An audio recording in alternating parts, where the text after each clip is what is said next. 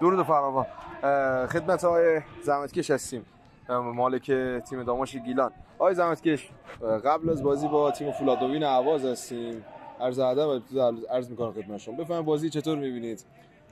با عرض سلام و ادب و احترام خدمت شما و خسته نباشید بابت قدم‌رنجی که فرمودید، سر تمرین اومدید و ممنون زحمات یک سال اخیر شما.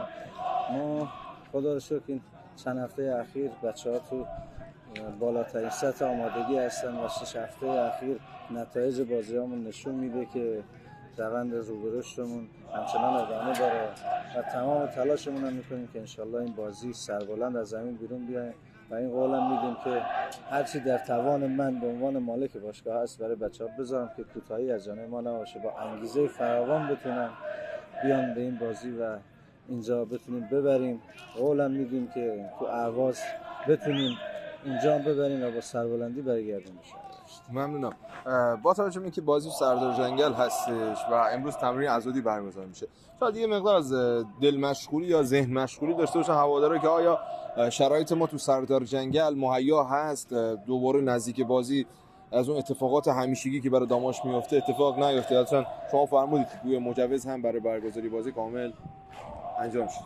ما از شنبه فکر کنم تا دیروز شاید 5-6 جلسه با کمیته انضباطی، اول هیئت فوتبال، بعد استانداری محترم شورا، جلسه شورای تامین استان، جلسه شورای تامین شهر رشت، جلسه تو هیئت فوتبال استان، چند روز جلسه داشتیم. خوشبختانه این بازی همه استان هم موقعشون رو گذاشتن که ما بتونیم این بازی رو به نحو احسن برگزار کنیم و دیروز هم لطفی کردن که آقای استاندار مجوز 100% تماشاگر رو به ما دادن که ما بتونیم استفاده کنیم. فقط خواهش ما اینه که از تماشاگر عزیزمون این همت رو داشته باشن که یه ذره مراعات تیم حریف رو بکنن، چون ما بازی برگشتی داریم تو اهواز و نمیخوایم خدای نکرده اتفاق خاصی بیفته و هدف ما اینه که ما اینجا فرهنگ و ادب منش استان گیلان رو به تیم حریف نشون بدیم که با چه مهمان نوازی میتونیم ازش استقبال کنیم که این بازتاب داشته باشه، ما بتونیم تو اهواز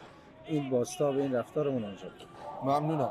آقا سوال آخر، آیا آقای زحمتکش فصل بعد هستن و تو مختصر بگید، ما سعی می‌کنیم بعدا مفصل دربارش صحبت کنیم و انشالله اگر صعود کنیم به لیگ یک یا حالا اتفاق دیگه شما برنامه‌ای دارید برای ادامه فصل در فکر کنم یه 2 ماه آینده میشه؟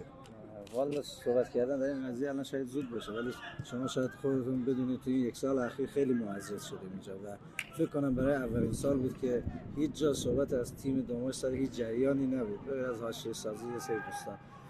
من تمام توانمو میذارم که سال آینده با همین قدرت اگه رفتیم لیگ یک باشم بتونم این تیمو بیارم به لیگ بالاتر. این تیم آبروی استان گیلانه. شاید این سری مسئولین تو ادوار گذشته بی‌مهری و بی‌محبتی به این تیم کردن، ولی حالا ما با این کارمون تو امسال دیگه فکر کنم نشون دادیم که بهترین بازیکن‌های استان رو گرفتیم، از بیرون بازیکن‌های خوبی آوردیم، رسیدیم به اینجا و یه چیز بی سابقه است همچین چیزی که یه تیم از لیگ 3 بیاد لیگ بالا 2، از لیگ 2 بخواد اینجوری انگیزه داشته باشه و بیاد لیگ 1.